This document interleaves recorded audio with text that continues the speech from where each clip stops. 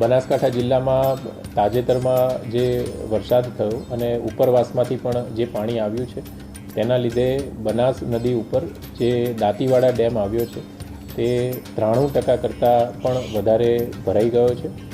602 ફૂટના rule લેવલની સામે હાલમાં 601.55 ફૂટ પાણીનો જથ્થો આવેલો છે. આગામી સમયમાં ખાસ કરીને દાંતીવાડા ડેમના જે કમાન્ડ વિસ્તારમાં પાલનપુર, ડીસા, કાંકરેજ અને દાંતીવાડા તાલુકાનો અંદાજિત 26,000 હેક્ટર વિસ્તાર આવે છે. તેમને માત્ર શિયાળુ પાક માટે નહીં પરંતુ ઉનાળુ પાક માટે પણ ખેડૂતોને સિંચાઈનું પાણી આપી શકાશે તેટલો પાણીનો જથ્થો દાંતીવાડા ડેમમાં હાલમાં આવેલો છે, જે ભવિષ્યમાં ખેડૂતો માટે ખૂબ આશીર્વાદરૂપ સમાન સાબિત થશે.